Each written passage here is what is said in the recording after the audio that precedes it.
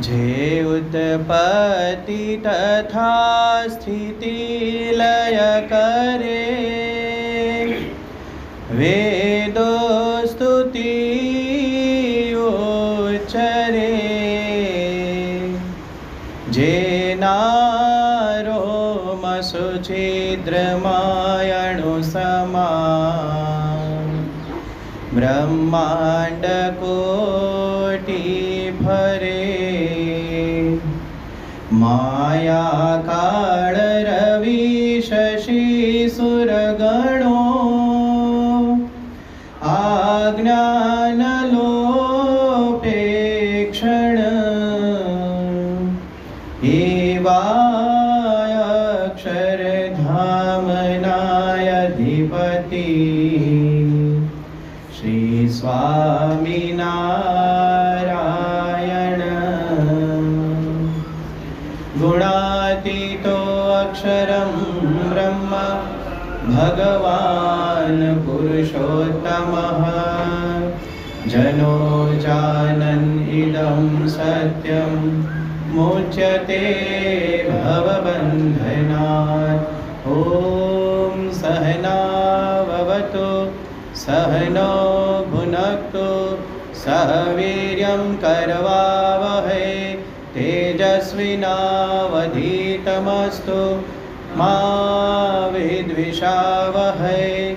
ઓમ શાંતિ શાંતિ શાંતિ. શ્રી સ્વામિનારાયણ ભગવાનની જય. અક્ષર પુરુષોત્તમ મહારાજની જય. ગુણાતીતાનંદ સ્વામી મહારાજની જય. ભગતજી મહારાજની જય. શાસ્ત્રીજી મહારાજની જય. યોગીજી મહારાજની જય. પ્રમુખ સ્વામી મહારાજની જય.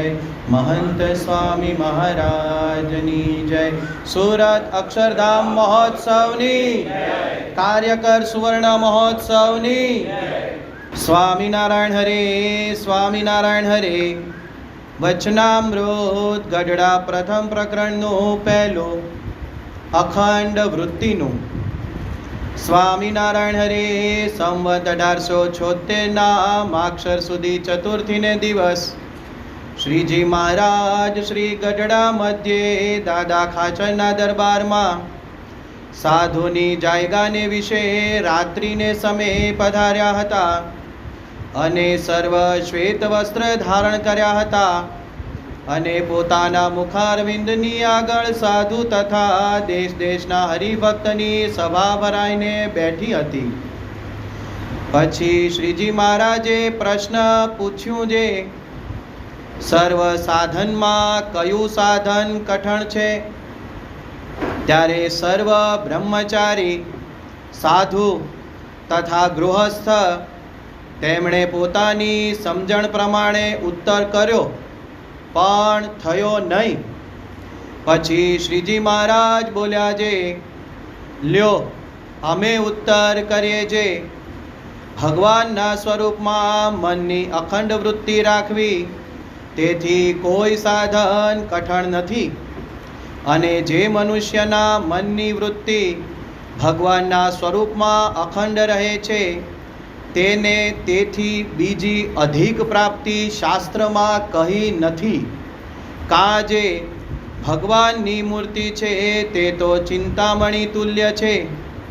જેમ ચિંતામણી કોઈ પુરુષના હાથમાં હોય, તે પુરુષ જે જે પદાર્થને ચિંતવે તે પ્રાપ્ત થાય છે, તેમ ભગવાનની મૂર્તિને વિશે જેના મનની અખંડ વૃત્તિ રહે છે, તે તો જીવ, ઈશ્વર, માયા અને બ્રહ્મ એમના સ્વરૂપને જો જોવાને ઈચ્છે તો તત્કાળ દેખે છે.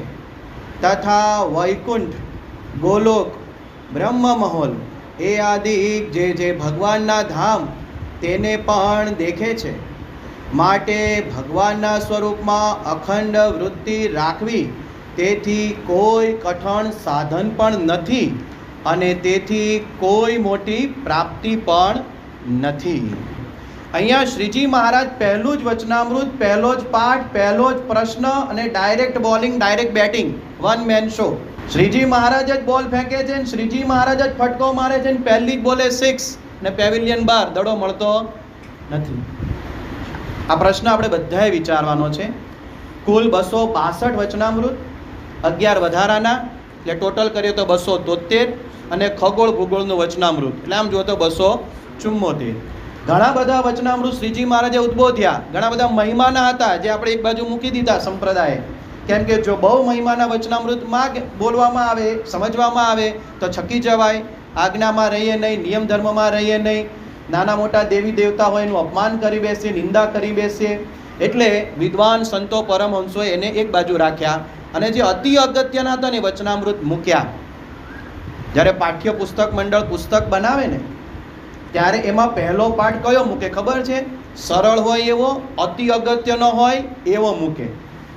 અહીંયા આપણા સંપાદક પરમહંસો છે સદગુરુ મુક્તાનંદ સ્વામી, સદગુરુ ગોપાળાનંદ સ્વામી, સદગુરુ શુકાનંદ સ્વામી અને સદગુરુ નિત્યાનંદ સ્વામી. આ બધા સંતોનો પરિચય આપણને છે. કેવી મહામૂર્તિ હતા, કેવા વિદ્વાન હતા, કેવા તપસ્વી હતા, કેવા ત્યાગી હતા, અને શ્રીજી મહારાજનો પડ્યો બોલ ઝીલે એવા એ પરમહંસો હતા. ને પહેલું વચનામૃત કયું મૂક્યું? અખંડ વૃત્તિનું. એટલે એનું ઇમ્પોર્ટન્સ આપણને સમજાય. સ્વામીની વાતો આપણે જ્યારે હાથમાં લઈએ પહેલું પ્રકરણ આવે છે ભગવાન અને સંતના મહિમાનું. એટલે અગત્યનું હોય તો જ મુકાય ને.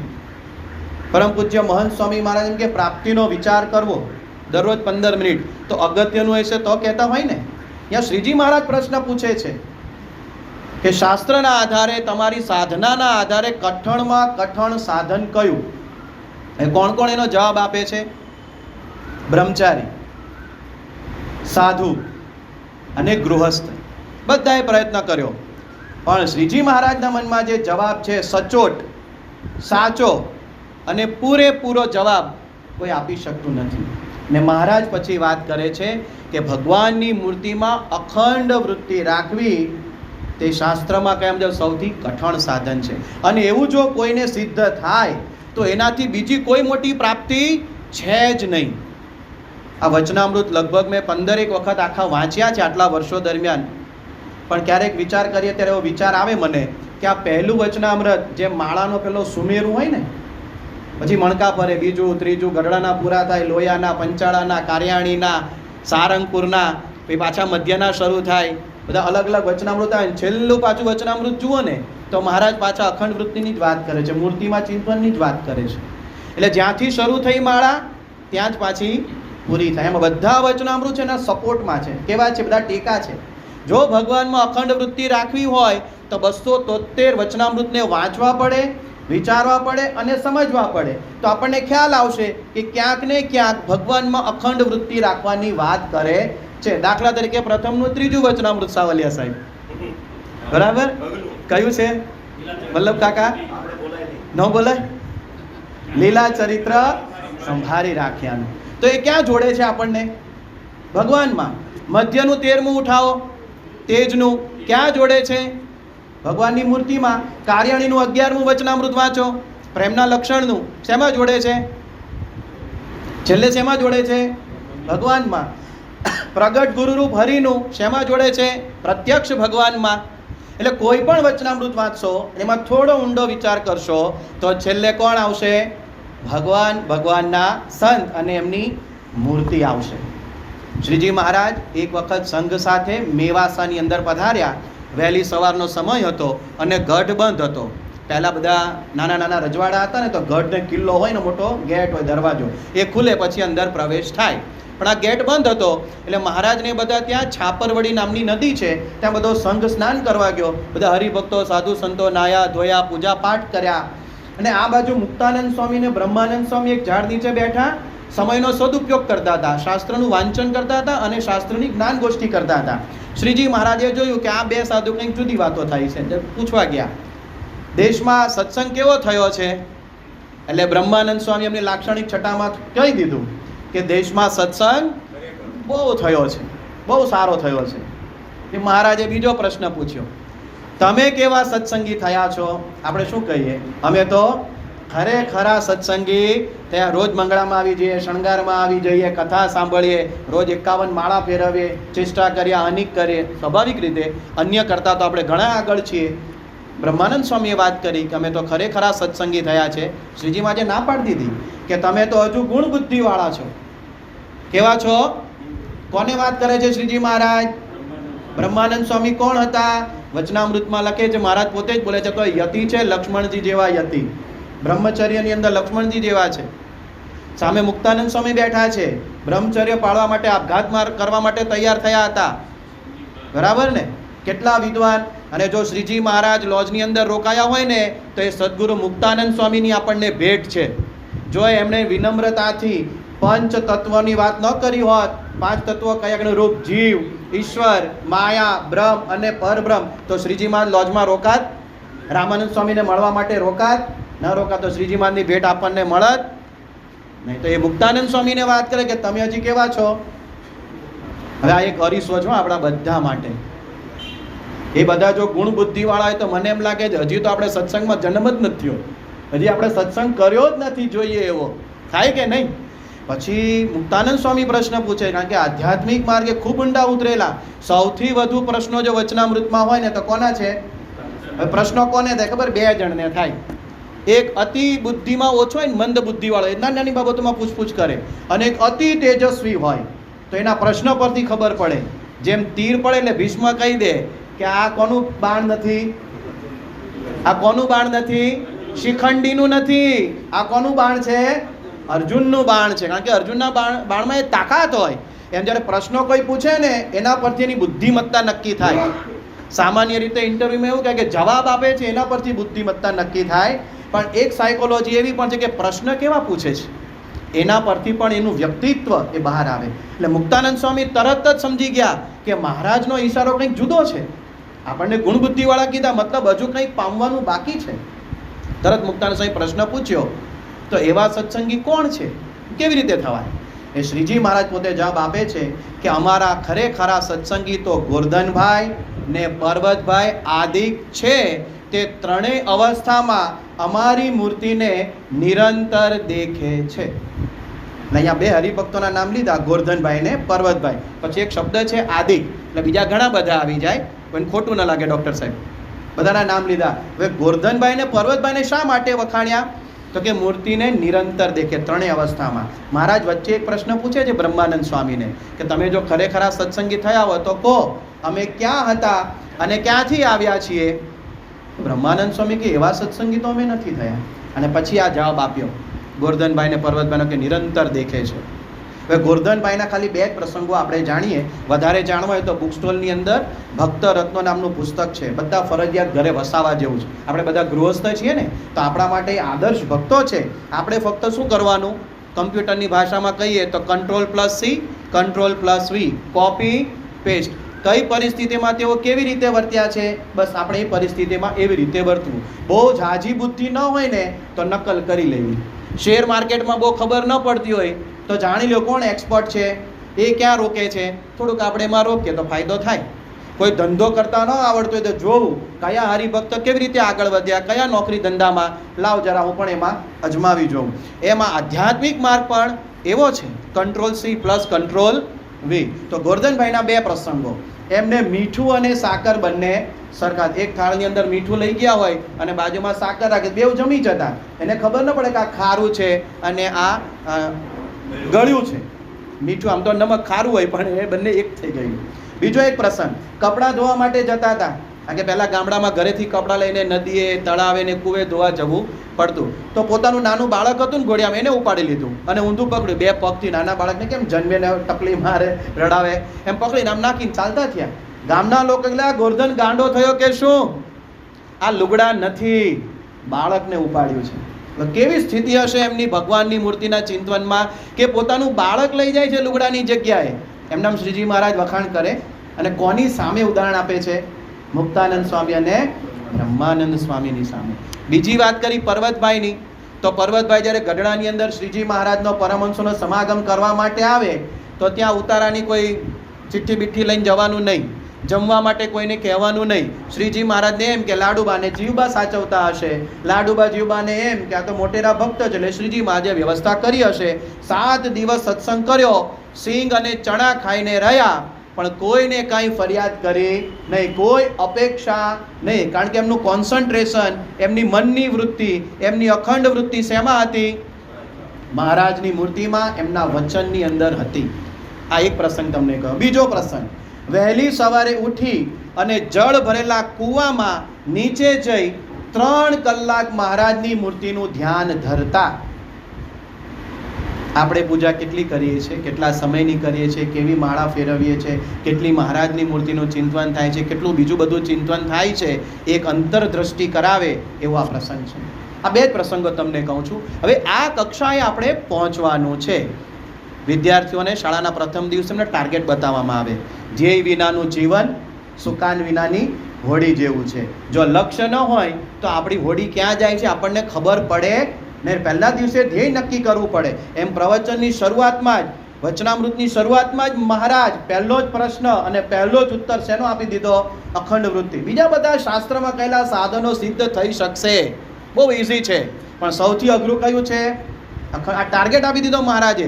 આપણે બધા વાચકો છીએ, હરિભક્તો છે, હજારો વર્ષો સુધી વચનામૃતની કથાઓ થશે, પણ આ પહેલો ટાર્ગેટ આપણને મહારાજ અહીંયા દ્રઢ કરાવે છે કે આ વસ્તુ કરવાની છે. કારણ કે શાસ્ત્રમાં આને જ કઠણ કીધું છે અને અમે આ સિદ્ધ કરવા માટે તો પૃથ્વી પર આવ્યા છીએ. બાકી બીજી બધી રીત ભાત તો પૃથ્વી પર હતી જ અને રહેવાની જ છે. આ રીત એ કંઈક સહજાનંદ સ્વામી મહારાજે જુદી ચલાવી છે. હવે આ વાત સમજવી હોય કે આ લેવલે પહોંચવે તો શું કરવું જોઈએ? ઝવેર સાહેબ, આપણે શર્ટ પહેરીએ ને બધા, એમાં બટન આવે, 6 બટન કે 7 બટન આવે, મોટે ભાગે 6 બટન હોય. તો સૌથી પહેલાં પહેલું બટન સેટ કરીએ, ધ્યેય નક્કી કરીએ, અને પછી નીચેથી ઉપર તરફ આપણે બટન બંધ કરતા આવીએ. તો નીચેથી ઉપર સ્ટેપ આવીએ છીએ. છોકરાઓ મોબાઈલમાં બધી ગેમ રમે બાપુ.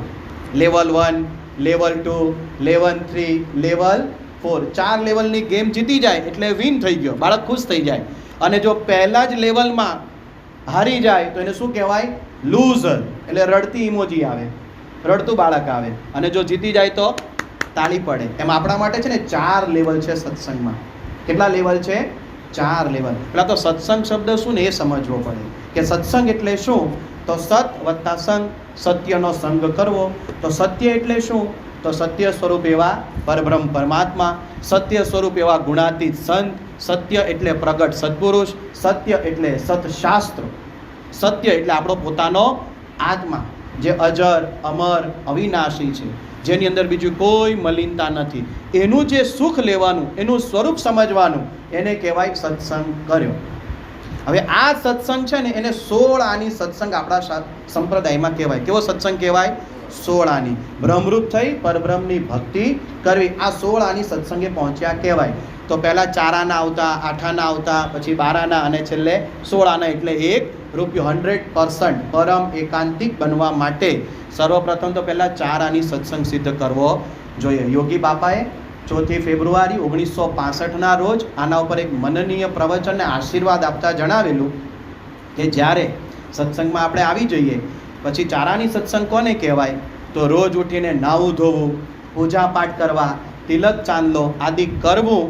આ નિયમ જો બરાબર પાળીએ તો એને 4 આની સત્સંગ દ્રઢ થયો કહેવાય. હવે મારે અહીંયા પ્રશ્ન પૂછવાની જરૂર રહેતી નથી કે કેટલા હરિભક્તો નાહીને આવ્યા છે, કારણ કે એ તો આપણે પહેલું સ્ટેપ સિદ્ધ કરી લીધું. ખાલી જગ્યા પૂરો, કેટલા જણ નાહીને આવ્યા છો? તો બધાની ખાલી જગ્યામાં શું આવશે? યસ, બધા નાહીને. એટલે પહેલો પ્રશ્ન સોલ્વ થઈ ગયો. એટલે આની આપણે બહુ લાંબી વાત કરતા નથી. બીજો પ્રશ્ન આવે છે, પૂજા પાઠ કેટલા નિયમિત કરે છે? તો આમાં ક્યારેક ઘણીવાર આપણી ચૂક થઈ જાય છે. બધાની નથી થતી, કોકની થઈ જાય છે. બહાર ગામ જવાનું થયું હોય, પ્લેન યાત્રા કરવાની થઈ હોય, ત્યારે 2 દિવસ 3 દિવસ પ્લેન યાત્રા થાય, બીજે જવાનું થાય, તો ક્યારેક પૂજા નથી થતી. ક્યારેક પૂજા ભૂલાઈ ગઈ તો પૂજા નથી થતી. ક્યારેક પૂજા થાય છે પણ તિલક ચાંદલો નથી થતો, સ્નેહ શરમ લોકલાજ બધું આડું આવે છે, એને કારણે તિલક ચાંદલો નથી થતો. ક્યારેક કોઈક સંસારની અંદર આપણાથી ખોટું થયું હોય કે ખોટું થઈ જશે અથવા ખોટું કરવાની નીતિ હોય તો એ દરમિયાન પણ ઘણા તિલક ચાંદલો કરતા નથી કે કદાચ સંપ્રદાયનું ખોટું દેખાય ને એટલે તિલક ચાંદલો કરવો નથી. પણ તિલક ચાંદલો કરવો જોઈએ. 1998માં પરમ પૂજ્ય પ્રમુખ સ્વામી મહારાજ અહીં આપણા સુરતને આંગણે પધારેલા. હું સત્સંગમાં નવો આવેલો અને વખતે કિશોર મંડળ દ્વારા કિશોર દિનનો કાર્યક્રમ યોજાયો. એમાં 2 ટીમ પડેલી, અમૃત કળશ ક્વિઝ એ સ્પર્ધા હતી. એમાં 2 ટીમની અંદર 5-5 છોકરાઓને રાખેલા અને એમાં પ્રથમથી લઈને 78 વચનામૃત મોઢે કરવાના. એમાં મારા ભાગે પ્રથમ 61 થી 78 મોઢે કરવાના આવેલા. પછી અક્ષર તિલક સ્વામી અને કૃષ્ણ પ્રેમ સ્વામી સ્ટેજ પર બેઠા બેઠા પ્રશ્નો પૂછે. 2 ટીમને જે પ્રશ્ન પૂછાય જવાબ આપવાના અને અમારી ટીમ થોડી વિજેતા થઈ એટલે પહેલીવાર બાપાના આશીર્વાદ લેવા જવાનું થયું. સ્વામી બાપા આમ સભા પર બિરાજમાન હોય, હરિભક્ત હોય ને પહેલી વખત આપણી મુલાકાત હોય અને જેવું નામ બોલાય કે તમે આશીર્વાદ માટે ઊભા થાવ ને બાપાના આશીર્વાદ લેવા જાઓ તો આમ શરીરની અંદર છે ને બાપુ કરંટ વ્યાપે. આમ તમે પેલો મણકો અડાડો ને પાણી છાંટો કેવો કરંટ આવે છે, આમ બધા ગમે તેવા ભૂત પ્રેત હોય ને આમ હલી જાય. તો પહેલી વાર કરંટ બાપાને આમ ચરણ સ્પર્શ કર્યો ને આમ અદ્ભુત અનુભવ થયો, અદ્ભુત અનુભવ. આખો આમ કરંટ વાપી આમ ચુંબકીય આકર્ષણ જેવું થયું. અને બાપાની પાસે પછી એક થાળ આવ્યો. અમને ખબર નહીં કે કેવી રીતે બાપા આશીર્વાદ આપવાના છે, બધું સસ્પેન્સ હતું, સરપ્રાઈઝ. બાપા પાસે એક થાળી આવી અને એમાં એક ચીટ હતી, સફેદ ચિઠ્ઠી. બાપાની સામે કાર્યકરે વાત કરી કે આમ ચિઠ્ઠી ખોલીને બાપા આશીર્વાદ કહેવાના છે. બાપાએ વાંચી લીધું અને એમાં લખ્યું હતું, યોગીજી મહારાજને રાજી કરવા માટે નિત્ય તિલક ચાંદલો કરવો. અને ત્યારથી તિલક ચાંદલો કરવાની ટેવ પડી.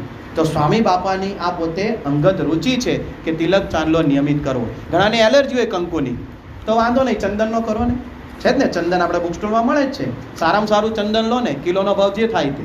પણ તિલક ચાંદલો નિયમિત કરો. કદાચ ન થાય તો અત્યારે ટેટુની વ્યવસ્થા છે, ટેટુ પણ કરી આપે છે, આખું દોરી જ આપે નિયમિત. એલર્જી હોય કંકુ ચંદનની, નિયમિત ટેટુ તિલક ચાંદલો કરવો જોઈએ. ઘણા બધા ફાયદા છે. પ્રકાશ મહેતાનો પ્રસંગ તમને યાદ અપાવું. અમેરિકાની અંદર મિલિટરી ખાતામાં હતા અને એમને મિલિટરીમાં નોકરી કરતા હતા. તો ત્યાંના થોડાક પેલા હોય ને દ્વેષભાવવાળા, એમણે વાત કરી કે આ તિલક ચાંદલો તમારે નહીં કરવાનો, મિલિટરીમાં બધું ન ચાલે. એણે કોર્ટમાં મેટર દાખલ કરી. 3 વર્ષ સુધી કોર્ટમાં કેસ ચાલ્યો અને નિર્ણય કોના પક્ષમાં આવ્યો હશે? બધા બોલો, કોના પક્ષમાં આવ્યો હશે? પ્રકાશભાઈ મહેતાના. દ્રઢતા જોઈને મદદ કરે મોરારી. કોર્ટે કહી દીધું તિલક ચાંદલો તમે કરી શકો છો અને નોકરી પણ કરી શકો છો. બીજા એક આપણા હરિભક્ત છે આશિતભાઈ દવે. એ રહે છે પોતે આઈડોહાની અંદર અમેરિકામાં. હવે એણે પોતે પ્રતિષ્ઠિત કંપનીમાં નોકરી માટેનું સિલેક્શન થઈ ગયું, પણ એક શરત મૂકી, તમને બધો પગાર મળે, નોકરી મળે, પ્રતિષ્ઠિત કંપની છે, પણ તિલક ચાંદલો નહીં કરવાનો તો તમને નોકરીમાં એક્સેપ્ટ કરીએ. ના પાડી દીધી, નથી જોઈતી તમારી નોકરી, છોડી દીધી. એટલે ક્યારેક તમારું સારું પણ થાય અને ક્યારેક પરિણામ મનગમતું તમને ન પણ આવે, પણ આપણી નિયમ પાલનની દ્રઢતા છે એ મજબૂત રહેવી જોઈએ. બીજું આહાર શુદ્ધિની વાત આવે છે ચારાની સત્સંગમાં. આહાર શુદ્ધિ આપણી હોવી જ જોઈએ. જો આહાર શુદ્ધિ ન હોય તો પછી વિચાર શુદ્ધિ રહે નહીં, વિચાર શુદ્ધિ ન રહે તો વર્તનમાં શુદ્ધિ ન રહે. અત્યારે બહાર ખાણીપીણી કેવી બધી મળે છે. રોજ તમે ફેસબુકમાં જુઓ કે વોટ્સઅપમાં જુઓ ને તો ટોયલેટની અંદર ચણાની દાળ રાખેલો, ટ્રેનનું ટોયલેટ, અને એમાં ચણાની દાળનો ટોપલો પડેલી એક ઇમેજ આવી હતી, ફોટો. હવે એ તીખી દાળ ચણા ચોર ગરમ કરીને ફેરીઓ વેચે, ઉપર કાંદા નાખે, લીંબુનો રસ નીચોવે અને થોડું મીઠું મરચું સંચળ નાખે તો આમ સુગંધ કેવી આવે, લોકોને આમ જીભમાં પાણી છૂટે. હો, આવું નામ બોલાય ને તો લોકો ખાય. પણ એ ટોપલો ક્યાં પડ્યો હોય? ટોયલેટની અંદર. તો શું આવે? ટોયલેટમાંથી ગંધ આવે કે નહીં? એવા બેક્ટેરિયા, વાયરસ અડે કે નહીં? પાણીપુરીનું અત્યારે બહુ ચલણ ચાલે છે. શાકભાજી લેવા જાય 20-30 રૂપિયાની કટકી થોડી બચત થઈ હોય, પાણીપુરી ખાવા માંડે. હવે એ પૂરી કયા તેલમાં તળી છે? કપાસિયાનું તેલ આવે છે. ઓરિજિનલ કપાસિયા તળાય ને તો 10% તેલ નીકળે, લાલ ચોળ. તમને જોવું ન ગમે, નહીં ગંધ ન ગમે, માથું ફાટી જાય. અને કપાસિયા છે ને ભેંસનો ખોરાક છે. કોનો ખોરાક છે? જાજુ દૂધ આપે એટલે ભેંસને ખવડાવવામાં આવે. હવે જે એ કપાસિયાનું તેલ ખાય એની બુદ્ધિ કેવી થાય? અને અત્યારે કપાસિયાના તેલમાં પામ તેલ જ મૂકવામાં આવે છે ડબ્બામાં. વિચાર કરો, જે શુદ્ધ સિંગ તેલનો ડબ્બો 4500 રૂપિયા, 4700 રૂપિયા, 6000નો મળતો હોય, એની સામે 1500 રૂપિયાનો તેલનો ડબ્બો મળે. એની ક્વોલિટીમાં શું હોય તમે વિચારજો શાંતિથી. અને એવા તેલમાં તળેલા કુંભણિયા ખાઈએ, શું થાય? થાય ને? પ્રશ્ન થાય કે ન થાય? બીમારી આવે, સ્વાસ્થ્ય બગડે. તો પહેલું વિચારો બગડે. તો આહારની શુદ્ધિ પણ આપણી હોવી જોઈએ. બધું શેમાં આવે ખબર છે? ચારાની સત્સંગ. બીજું છે વ્યસનો, નાના મોટા વ્યસનો. ઘણાને માવા છૂટતા નથી, તમાકુ છૂટતી નથી, બીડી છૂટતી નથી, સિગરેટ છૂટતી નથી, દારૂ અને ડ્રગ્સ હવે તો લગભગ સુરતમાં અને ગુજરાતમાં આમ કોમન જેવું થઈ ગયું છે. તમે એમ કહો ને કે હું દારૂ નથી પીતો, ડ્રગ્સ નથી પીતો, લસણ ડુંગળી ખાતો નથી, તો તમને આમ હાસ્યામાં મૂકી દે. હાસ્યામાં એક બાજુ મૂકી દે. નોકરીમાં કહે ને તો હમણાં હાસ્યામાં, કોઈ સંપર્ક નહીં, કોઈ વહીવટ નહીં, કોઈ વાતચીત નહીં, નોકરી કરે ભલે કરતા, આપણે શું લેવા દેવા? આપણે બધા ગ્રુપ બનાવો, ટીમ વર્ક. સમાજવાળા પણ હાસ્યમાં મૂકી દે, નાતની બહાર કાઢી મૂકે. દીકરા દીકરી પરણાવે તો સાઈડ પર BAPS નો છે, સત્સંગી સ્વામિનારાયણ છે, ત્યાં દીકરી ન દેવાય, સુખી નહીં થાય. લ્યો, દારૂડિયા હારે સત્સંગી સુખી થાય, બીજી બધી પરણાવે, રૂપિયા જોઈને પરણાવે. શું જોઈને પરણાવે? એ લોકોની જો માપદંડ છે ને સમાજમાં આખો જુદો છે, પણ આમનો માપદંડ છે ને એ આખો જુદો છે. જેને ભગવાન અને સંતની મરજી સાચવવી હોય ને એનાથી બધાની મરજી સચવાય ને. અને આપણે કોઈની મરજી સાચવવા આવ્યા જ નથી, અને જે બધાની મરજી સાચવે છે ને એ આમની મરજી સાચવી શકતા નથી. એટલે મનમાં દ્રઢપણે નક્કી કરવું પડે, અહીંથી નીકળીએ ત્યારે મારે કોની મરજી સાચવવી છે, બસ. આ જો એક પ્રશ્નનો જવાબ આપણા મગજમાં ફિટ થઈ જાય ને તો અખંડ વૃત્તિ રાખવાનું ખૂબ સરળ છે. અત્યારે આદિવાસી વિસ્તારમાં સંતો વિચરણ કરે છે તો કેટલા બધા વ્યસન છોડી દીધા. અરે બકરા કાપીને ખાવાવાળી પ્રજા. શું કાપીને ખાય? બકરા. જીવતા કરચલા પકડીને મોઢામાં મૂકી દે, દેશી દારૂની પોટલી ઢીંચકાવે સાંજનો સમય 6:45. સુરત જિલ્લાની જ વાત છે. એ બધા આદિવાસી વિસ્તારના લોકો પર્ણકુટીરને મંદિરો બનાવી દીધા. એમની કન્યાઓ મૂર્તિઓ પસંદ કરવાનો હોય ને તો એનું માપદંડ શું છે? દારૂ નહીં પીતો ને, તાળી નહીં પીતો ને, તું બીડી પીવે છે, નહીં પીતો તો જ લગ્ન કરા, આવું બોલે છે. અને આપણે સ્વામિનારાયણ ભગવાનનો 4 પેઢીનો સત્સંગ લઈને આવ્યા. નીલકંઠવર્ણી મહારાજમાં અભિષેક કરવા ઘણા હરિભક્તો આવે કે તો 4 પેઢીનો સત્સંગ, 3 પેઢીનો સત્સંગ. કપાળ સામે જરા નજર કરીએ ને, કોરું કપાળ હોય, ગળામાં કંઠી ન હોય. બોલો, અહીંયા કાંડું જોઈએ ને, આમ કાંડું લગભગ 7 થી 8 પ્રકારના દોરા હોય. કેટલા હોય? 4 પેઢીના સત્સંગને શું કરવાનો? તમારી અંદર સત્સંગ કેટલો છે, આપણી અંદર સત્સંગ કેટલો છે એ અગત્યનું છે. અન્નકૂટ પ્રસાદ ધરાવાય છે, 1700 વાનગીઓ, 2700 વાનગીઓ. આપણી અંદર કેટલી ગઈ નારાયણભાઈ? અગત્યનું છે કે દર્શનથી સુખ આવે પણ અંદર જાય તો તૃપ્તિ થાય. એમ સત્સંગ વારસામાં હોય, કલ્યાણ નથી થતું, યાદ રાખજો. શ્રી કૃષ્ણ ભગવાનના દીકરાઓ હતા, એક પણ મંદિરમાં એમની મૂર્તિ હોય મને બતાવો. રામ ભગવાનના દીકરા હતા લવકુશ, એમની એક પણ જગ્યાએ મૂર્તિ હોય મંદિરમાં તો બતાવો. કોની મૂર્તિઓ છે?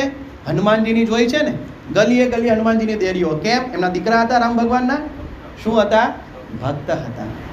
કૃષ્ણ ભગવાનના ભક્તો મીરાબાઈ, રાધા, તો એમની બધી મૂર્તિઓ છે. જે ભગવાન અહીંયા પણ જોઈ લો, ગુણાતીત જ્યોત આખા બ્રહ્માંડમાં રેલાય છે. કેમ? કારણ કે એમાં અખંડ વૃત્તિ છે, એમની મરજી પ્રમાણે જીવ્યા છે. તો 4 આની સત્સંગ જો આપણે ન કર્યો હોય તો લેવલ 1માં આપણે હારી ગયા, વી આર લૂઝર. હવે એનાથી આગળ જો આ 4 બધી વાત કરી લેવલ 1ની, એ દ્રઢ થઈ ગઈ, તો હવે આપણે જવાનું છે લેવલ 2માં. હવે લેવલ 1માં પડ્યું રહેવાનું નથી. તો લેવલ 2માં કયો સત્સંગ આવે છે, જેને યોગી બાપા 8 આની સત્સંગ કહેતા? તો એમાં વાત આવે છે ઇન્દ્રિયો પરનો વિજય. શેના પરનો વિજય? ઇન્દ્રિયો. તો 10 ઇન્દ્રિયો ને 11મું મન છે.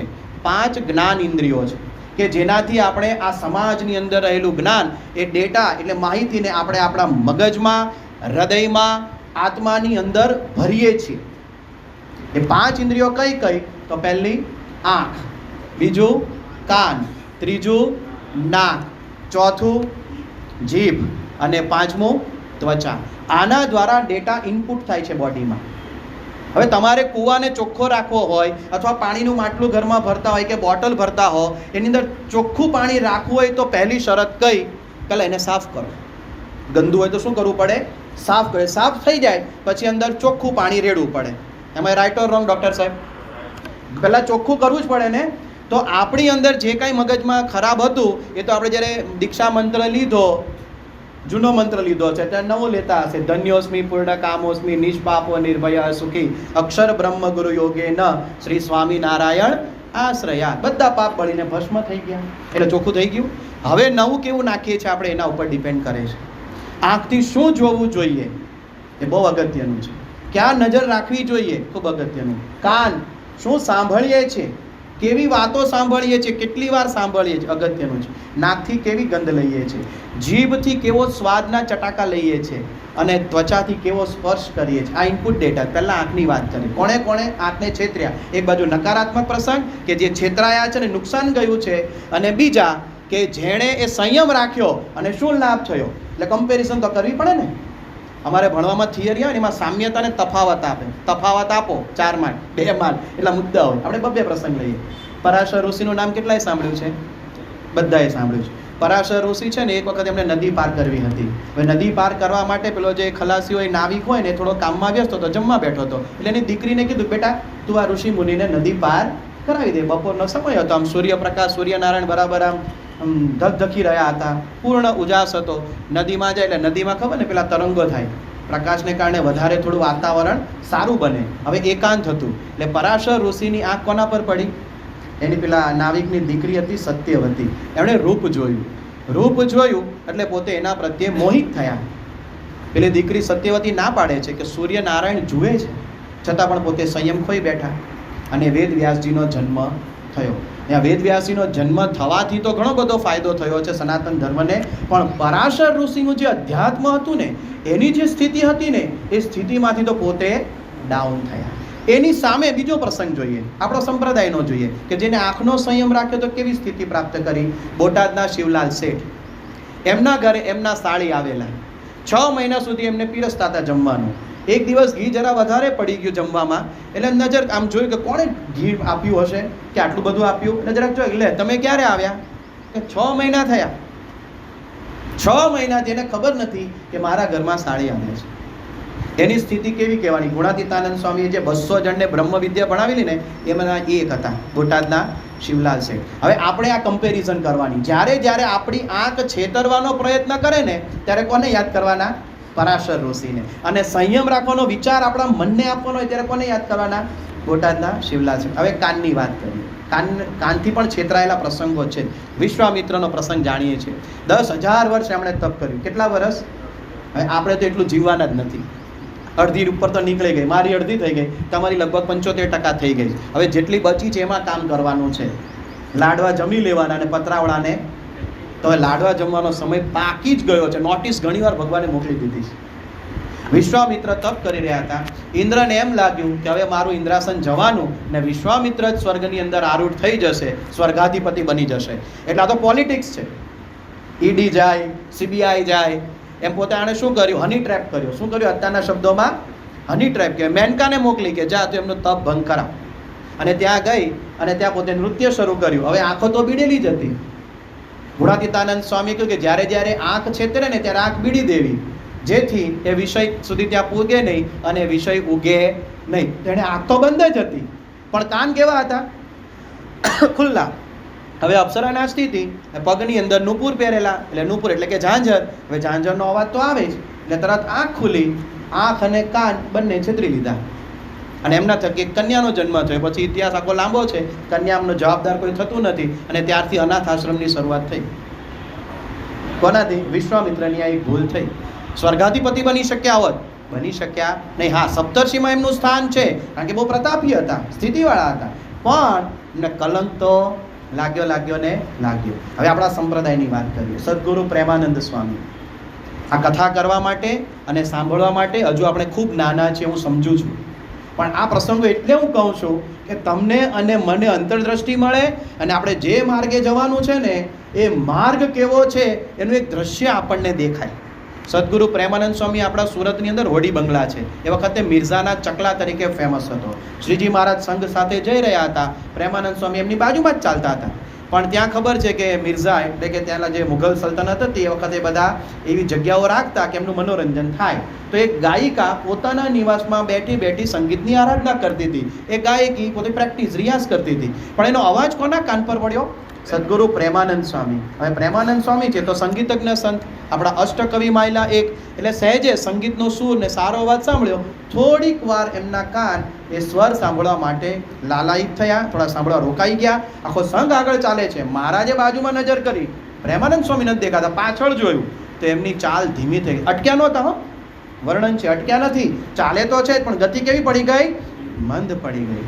અને શ્રીજી મહારાજ પોતે ત્યાં ગયા અને એમને ઢંઢોળ્યા અને ચાલો એમ કીધું. ત્યારે પોતે ચાલતા થયા. ચાંદ્રાયણ વ્રત આપ્યું છે પ્રાયશ્ચિત રૂપે. ચાંદ્રાયણ વ્રત. કયું વ્રત? માત્ર ખાલી સાંભળ્યું, થોડીક વાર એમાં ગોઠવાઈ ગયા, પણ એમની ઉપર સહેજ નાનકડી ટીલડી તો લાગી ને. આપણે એમને યાદ કરીએ છીએ આ પ્રસંગમાં. તો કોને કોને કાન છેતરી નથી જતા? જે ગુણાતીત સંતની વાતો સાંભળતા હોય ને કાન છેતરતા નથી, બ્રાહ્મી સ્થિતિમાં પામી જાય છે. એ પ્રસંગો આપણે બધા સાંભળીશું આગળ પણ. સમય માત્ર 15 મિનિટનો છે એટલે આપણે હજી 12 આની ને 16 આનીમાં પહોંચવું છે.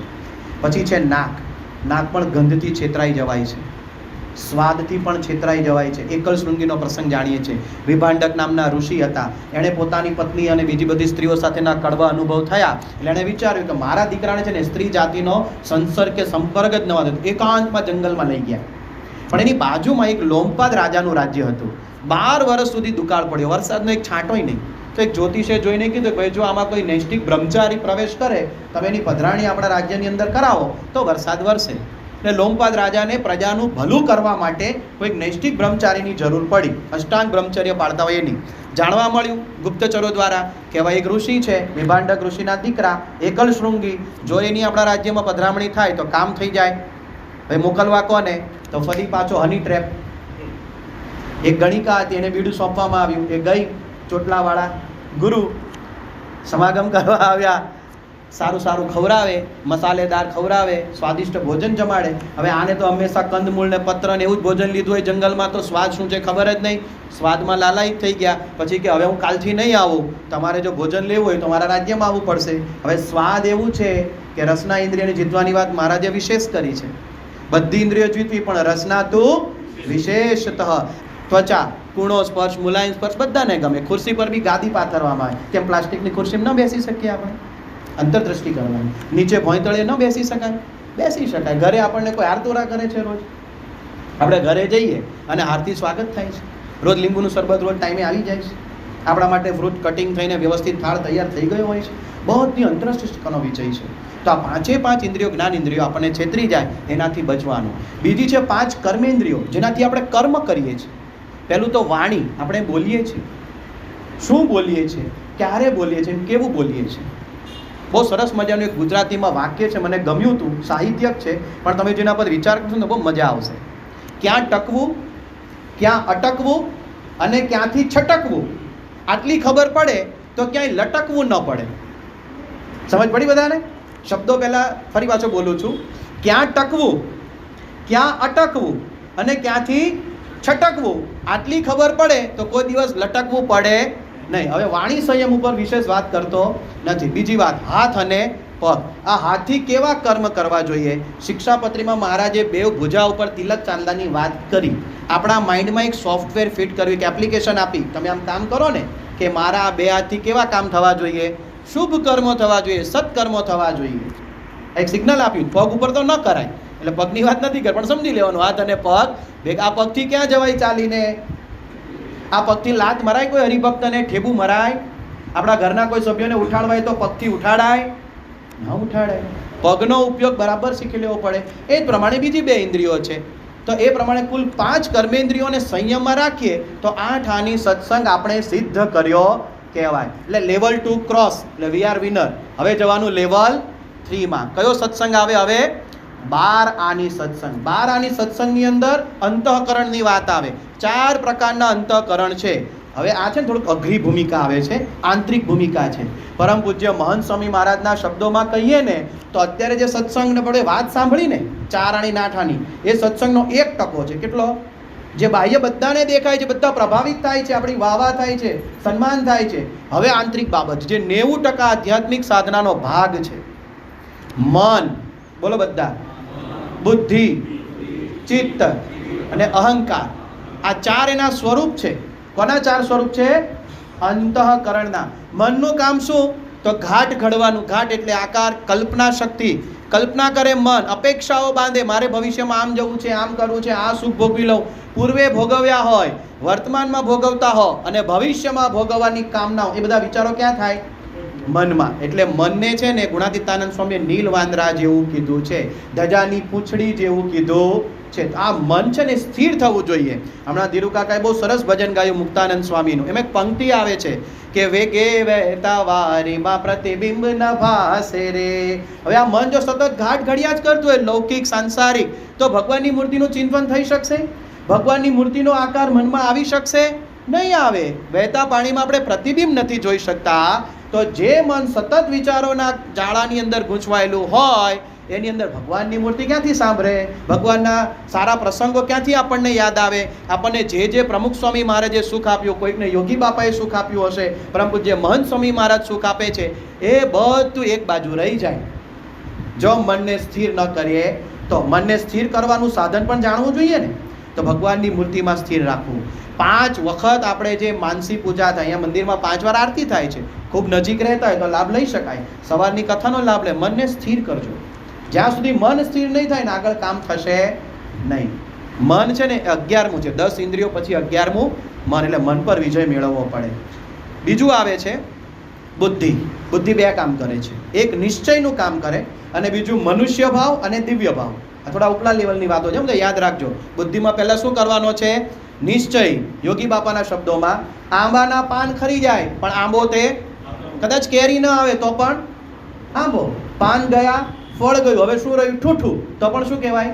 આંબો. આ જો મિત્રો ઘડિયાળ છે આજુબાજુ, એના કાંટા બધા બંધ થઈ ગયા હોય તો પણ શું કહેવાય? ઘડિયાળ. કાંટા ન હોય તો પણ, કેમ કે નંબર તો લખ્યા છે ને, કાંટા નથી પણ ઘડિયાળ લાઈટ થતી. ઘણા કાંડા ઘડિયાળ પડતા, નંબર યાદ પડતા. તો ઘડિયાળને ઘડિયાળ. નદી છે, પાણી વહે છે તો શું કહેવાય? નદી. પણ પાણી ન હોય તો પણ નદી. કારણ નિશ્ચય થઈ ગયો છે. આપણા નામનો નિશ્ચય છે, આપણા ગામનો નિશ્ચય છે, આપણા દેહના સગાવાલાનો નિશ્ચય છે. ઊંઘમાં ઉઠાડે વલ્લભ, એટલે વલ્લભ કાકા ઊભા થાય. સતીશ, તો સતીશ ઊભો થાય. પણ આપણે ભગતજી મહારાજના લેવલમાં પૂછવાનું છે કે ભગતજી ઉઠો, ન ઉઠ્યા. શું કહ્યું? ગુણાતીત ઉઠો. ગુણાતીતનો નિશ્ચય. અક્ષરમ અહમ પુરુષોત્તમ સોસ્મી. એ સ્થૂળ, સૂક્ષ્મ અને કારણ શરીર સુધી પહોંચવાની વાત છે. પૂજ્ય શ્રી રણજીતસિંહ બાપુ અહીંયા બેઠા છે. સૂક્ષ્મ શરીરના કજિયા એમની પાસે ખૂબ આવે છે. સૂક્ષ્મ શરીરના કજિયા બહુ આવે છે. કારણ શરીરના કજિયા આ ભાંગે છે. આપણે બધા હજી સ્થૂળ શરીરના કજિયાઓ દૂર કરવામાં માંડ્યા છે. તો સ્થૂળ, સૂક્ષ્મ અને કારણ, આ જે 3 દેહ છે ને, એનાથી પર એક દિવ્ય ભૂમિકામાં આપણે જવાનું છે. એક દિવ્ય ખેતી કરવાની છે. અને ખેતી કેવી રીતે થાય? સ્વામિનારાયણ, સ્વામિનારાયણ, સ્વામિનારાયણ. આ મહામંત્ર છે. આનાથી આ લોકનું કશું માગવાનું જ નથી. ગાય ખરીદવા જઈએ તો બગાઈના પૈસા આપવા પડે. હમણાં જ પેલો કીર્તનમાં આવ્યું, મહારાજે વચનામૃતમાં પણ અહીંયા કહ્યું કે એક મૂર્તિ જો સિદ્ધ કરી લીધી, ભગવાનની મૂર્તિ ચિંતામણી તુલ્ય છે. તમે બોલો ને હાજર થાય.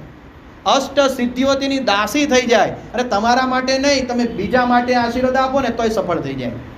શું વાત કરો છો? આ એવો દિવ્ય સત્સંગ છે. તો ગુણાતીતાનંદ સ્વામી અક્ષર બ્રહ્મ છે. જીવ, ઈશ્વર, માયા, બ્રહ્મ અને પરબ્રહ્મ. હવે તમે વિચારજો, ખાલી આપણે ટાર્ગેટ નથી બનાવતા, આપણે લક્ષ્ય નથી બનાવ્યું, એમ જ જાય છે. 100 વર્ષ જન્મે, 200 જન્મે મોક્ષ થવાનો જ છે ને બાપા મળે એમણે કીધું મોક્ષ થશે. એટલે આ થશે. એમનું લોઢું તો ગરમ જ છે. આપણું લોઢું ગરમ થયું ને તો સાંધો બેસશે. આપણે મનમાં એનું 100 જન્મે મોક્ષ થાય તો બાપા કેવી રીતે 1 જન્મે કરે?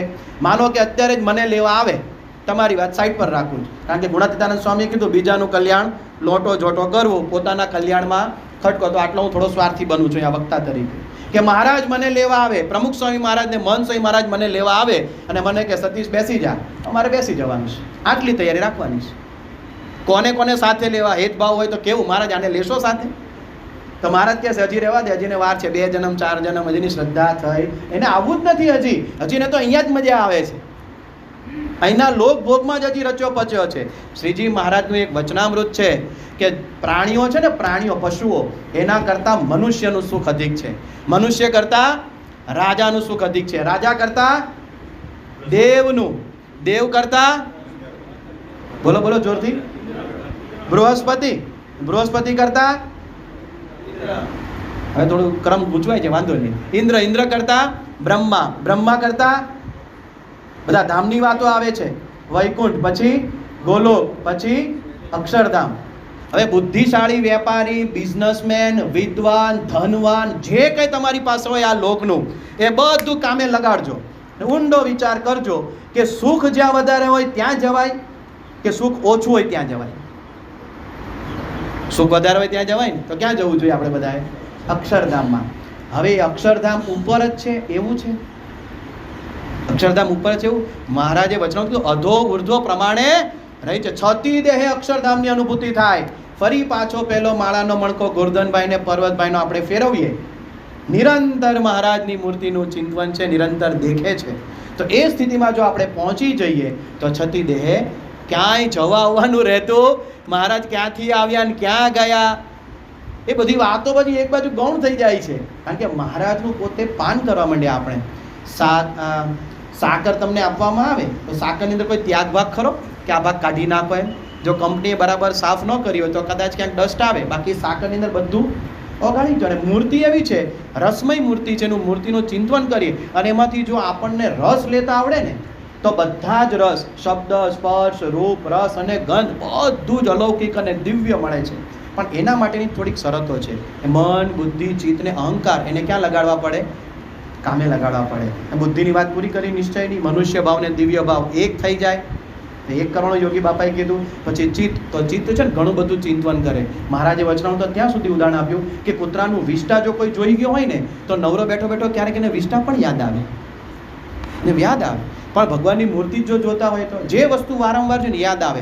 એક સિદ્ધાંત છે ત્રાટક વિધિનો. બાપુ કહી દઉં ત્રાટક વિધિનો? ચાલો બધાને કહી દો. ત્રાટક વિધિ એટલે શું કે મીણબત્તીની જ્યોત હોય, દીવડાની જ્યોત હોય ને સતત આમ જોયા કરવાની.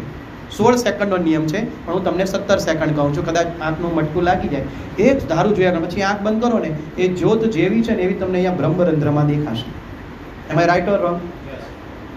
એ પ્રમાણે તમે મહારાજની મૂર્તિનું ચિંતન કરો. રોજ શણગાર આરતીમાં આવીએ, રોજ સ્તુતિગાન થાય, રોજ કીર્તન થાય. આપણે જરા અંતરદ્રષ્ટિ કરવાની કે આ 15 થી 20 મિનિટ હું મહારાજની મૂર્તિ સામે બેસી શકું છું.